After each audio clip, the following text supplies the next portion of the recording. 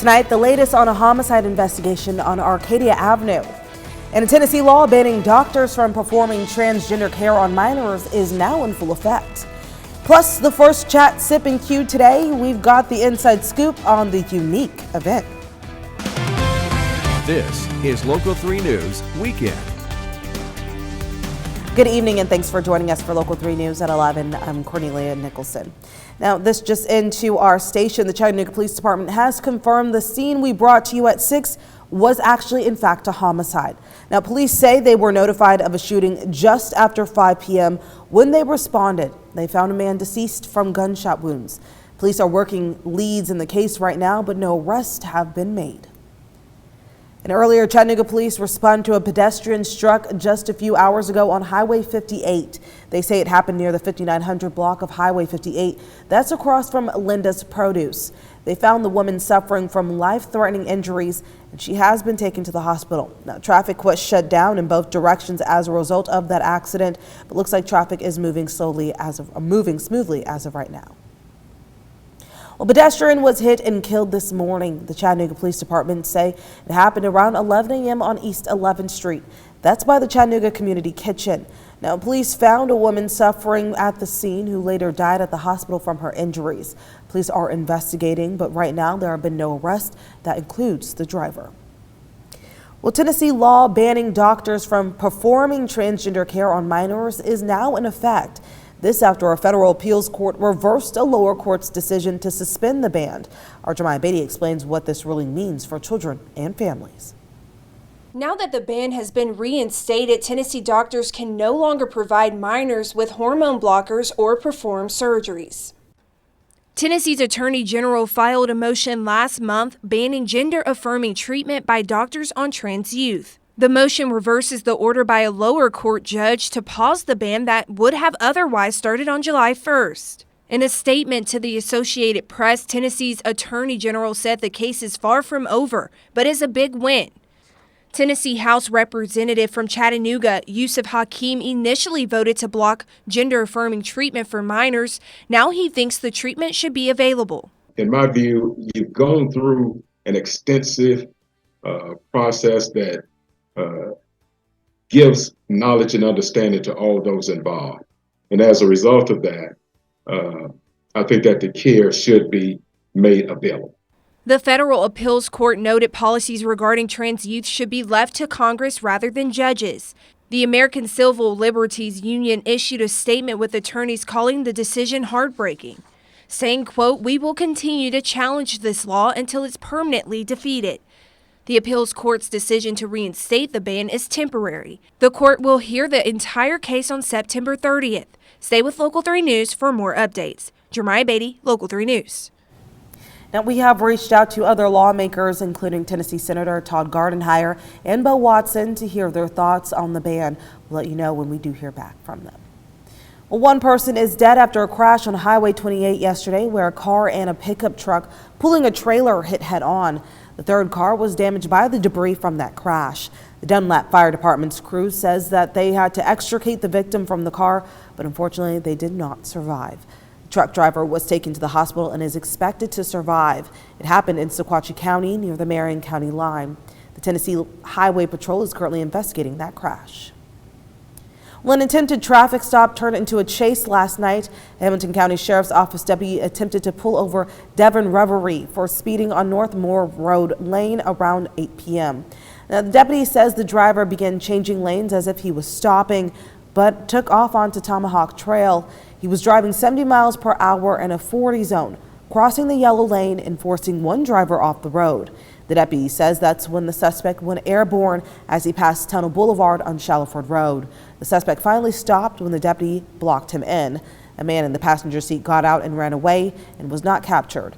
Officers arrested Devin and charged him with felony evading arrest, possession of controlled substance, and drug paraphernalia, as well as other charges. Let's head over to meteorologist Allison Pryor now. Allison, looks like the rain is already coming down outside of our studio. How bad is things going to get tonight? All right, so the strongest in half the storms going through Fulton County and Fannin County at this time, but I wanted to show you the current radar right now. This is what we're looking at. You're going to notice firsthand Alabama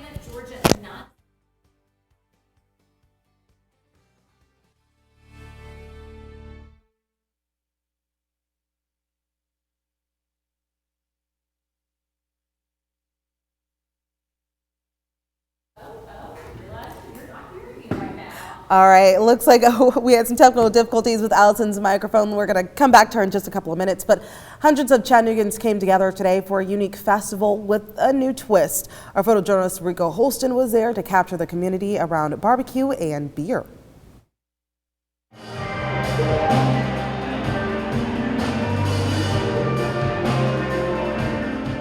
We've had our annual festival. We've been doing Brew Skies for years, we being the Chattanooga Breakfast Rotary Club, and we've rebranded this year and added a barbecue contest to it.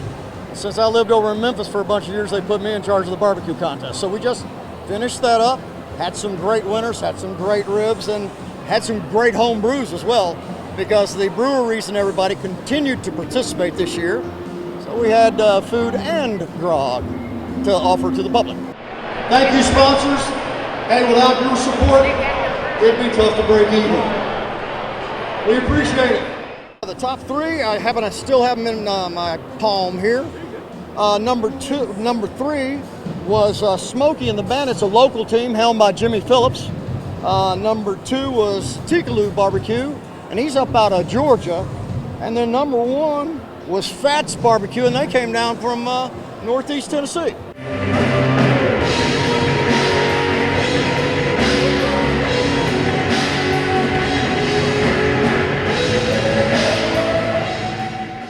Chattanooga Breakfast and Rotary Club invited us for the third year in a row to come and provide music for this event. So we're sharing a lot of blues, funk, rock and roll, some good covers and everything for a really great crowd. Oh man, what can you not love? You got beer, you got food, you got music. I mean, what's not to love about that? So a little bit of everything, get to try out all these great local breweries, had some fantastic barbecue. Someone dropped off some ribs for us earlier that just made the day for us. All right, looks like they had a lot of fun over there. Well, you know what they say, second time's a charm. Let's head over to meteorologist Allison Pryor once again. Let's see if we can try this again, Allison. All right, so we are tracking the rain and storms for this evening and the nighttime hours. Here's what our current radar looks like. What you're going to notice is most of the activity is ongoing in our Tennessee and North Carolina communities. Not quite as much happening in Alabama and Georgia. The one exception is this storm cell that's in portions of Fannin County. So let's take a look at this. All of this is pushing from west to east. At this point in time, my greatest concern is where you see that box there in Fannin County. That's going to be what we call a special weather statement. So gusty wind with that, torrential rainfall, but also extending throughout eastern portions of Polk County. So that's going to be your Turtletown, your Ducktown, those communities in between. A lot of heavy rainfall outside of that too. Do notice this green box right here in Grundy County. That's going to be a flood advisory in place until 11:15 Central Time. So we still have a while for that to happen. As we look at future scan, you'll see that progression as it further moves to the east with a little bit of a southerly trend pushing down into Fannin County as well and deeper into Cherokee County. Now, as far as what to expect, potentially some localized flooding tonight. We certainly have seen a couple of bursts of heavy rainfall, especially around McMinn and Meigs counties. And also we have that flood advisory in place in Grundy County as well. Again, very little so far in Georgia and in Alabama. We'll take a look at our numbers from our sky watchers and of course your 3-degree guarantee coming up a little bit later. All right, Allison, looking forward to it. Well, what's coming up when we return to Local 3 News at 11. Time to pick up your paddles because new pickleball courts opened up today in the Scenic City. And as we head to break, let's take a look at our Doug Yates Towing and Recovery Cam.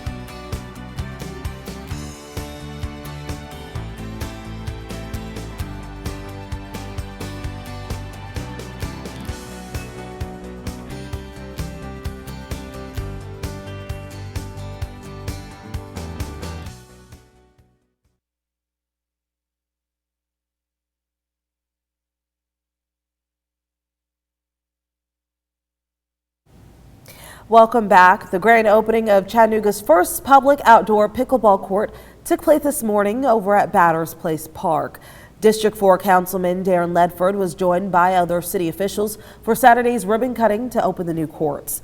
Now, in the past 3 years, the number of people playing pickleball in the U.S. has actually grown by 159%. Ledford mentioned the sport welcomes players of all ages. Following Saturday's ceremony, the courts opened up for lessons, gameplay, youth games, and tours. Pickleball paddle sets will also be given away until supplies run out. Now, dozens of people and their families came out to test the new courts. That time together as a family, that's so important, and we all have fun. We get a little exercise too. It's just a great benefit. It's a fun place to be, and lots of people can play because there's lots of courts, and it's just fun to be here. Councilman Ledford says the new dedicated pickleball courts are part of the Parks and Rec's new plan recently adopted by the City Council. The new court is the first of many. Well, coming up when we return to Local 3 News, more sports, weather, and news when we return. We'll be right back.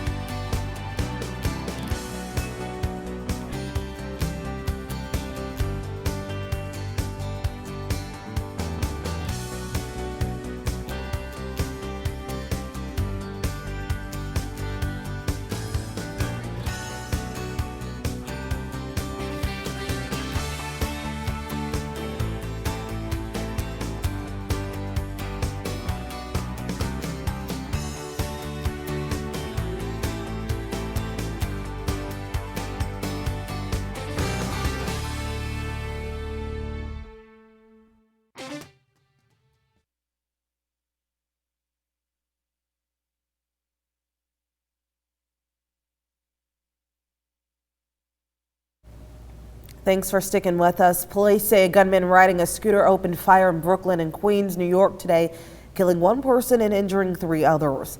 Now, this is the male suspect on your screen, driving a scooter, then shooting and striking a business. Investigators believe the shooter picked his targets at random. They say they were able to take the suspect in custody within 2 hours. Numerous witnesses described a male on a scooter randomly firing at a group of people that were standing on the corner of 108th Street and Jamaica Avenue. Now, they say 25-year-old has at least 1 prior arrest in the city. An 87-year-old man was shot in the back and did not survive his injuries. Now, as we check in with meteorologist Allison Pryor, here's a look out of our Easy Auto camera in Cleveland. Allison, I hear some overnight storms are headed our way. Yeah, they're already here. We're having a lot of locations that are dealing with rainfall and storms right now. And before we get to that, I'm going to go over our 3-degree guarantee, which was a perfect hit by Chief Meteorologist David Carnes. 91 degrees the predicted high, and the official high today was 91 degrees. $10 more in the jackpot, sitting at $70 right now for the month of July. Tomorrow's high temperature not quite as hot, looking at a high of 87 degrees for your Sunday. From our sky watchers for today, we're looking at a combination of upper 80s to around 90 degrees. Look at this. Got an updated total from Jeremy and Mont Eagle, 2.08 inches. Remember that flood advisory is in place for portions of Grundy County. Also got updates on rainfall totals from 10 Mile, Riceville, and Jasper as well. You'll notice in Riceville 1.2 inches, and even getting up into the 90s today, even in Cherokee County with the mountains. We also had 91 today in Bryan, Alabama, and 91 degrees in Somerville. So let's get right to it now with the rain and storms that are ongoing at this time. There's that flood advisory that's in place until 11:15 p.m. Central Time for Grundy County. Where we have the heaviest rain now and where I'm the most concerned about, that's going to be eastern portions of Polk County and also this western edge of Fannin County. Now, special weather statement was allowed to expire, but you're seeing those purple colors, even some of that black. That's indicating torrential rainfall coming down for those mountains, and even some pockets of some isolated hail may be possible. A lot of lightning strikes with this. This is going to be Copper Hill, McKaysville, Turtletown, Ducktown, just getting poured on, and a lot of lightning. You're also going to notice all these red colors, northern Cherokee County, pretty much filling up Bradley County, portions of Hamilton County, southern areas of Meigs County, Ray County, up to the north of McMinn County. So just be careful if you have to drive somewhere tonight. We've had that heavy rain in Grundy County, but there was also a really strong thunderstorm earlier from Dayton to Decatur over into McMinn County. So you may run into some low-lying areas that have standing water in those locations too. All of this is gradually moving to the east. This is going to push deeper into Fannin and Cherokee counties pretty soon over the next 10-15 minutes. Here's the big picture then when we put our clouds and radar together. We certainly had those clouds across our area. What about this cold front? Well, that's really going to come into play more when we talk about our weather for tomorrow, with more storms on the way. So as we look at futurecast for tonight, we continue to see that push coming through. Not as much activity in Alabama and Georgia, the exception really being kind of Fannin County, and that's going to continue to move eastward. Notice early during the morning hours of Sunday, though, not much going on. I do think if you have an early church service, there might be a little bit of activity to interfere with you for our eastern communities, but overall, the first part of the day on Sunday is going to be pretty quiet. Let me take you to the afternoon, though. So here's 1 p.m., an isolated storm possible, but as that cold front, remember the one I pointed out to you, drops across our area on Sunday, particularly after 3 p.m. That's when we're going to get scattered to numerous storms. During this window of time, we will have an isolated threat for a severe storm and even an isolated risk for some flooding too. Now, this is all going to wrap up early on Monday morning. That cold front drops to the south of us, clearing skies on Monday. You're going to get better weather as the day on Monday progresses and high pressure slides into place. It's going to feel a lot nicer outside. So when we look at our severe outlook for Sunday, we're under that level 1 marginal risk across our area. Again, that's low end, but we do want you to pay attention to it. Damaging high winds, the biggest problem, but some limited hail also possible. And then I also mentioned that localized flooding threat too. With those numerous storms possible on your Sunday, we already see that flood advisory right now. We had rain in recent days. We could see a few of those for tomorrow too. They want you to be aware of. Total rainfall by the time we get to Monday at 6 a.m. Certainly we could see some individual pockets of additional 1 to 2 inches being possible. Hits the flooding threat. So when we talk about tonight, some storms, but once we get past the next 30 minutes or so, I think those strong storms are going to die down. Most lows in the 60s tonight, and then tomorrow, quiet for the first part of the day, but those storms are going to increase into the afternoon with highs only in the 80s. Tomorrow will be a storm alert weather day with those storms, that isolated severe risk, and the localized flooding threat as well. Cornelia? Alrighty, thank you so much, Allison. Straight ahead on Local 3 News at 11, the Chattanooga Red Wolves try and go for their first win since June 7th. Plus, it was an NISA Semifinals rematch for Chattanooga FC and the Michigan Stars. The one, the only, the sports girly Samantha Xano has highlights from a busy soccer night in the Scenic City up next in sports. And as we head to break, here's a look at our North Georgia Toyota camera in Dalton. We'll be right back.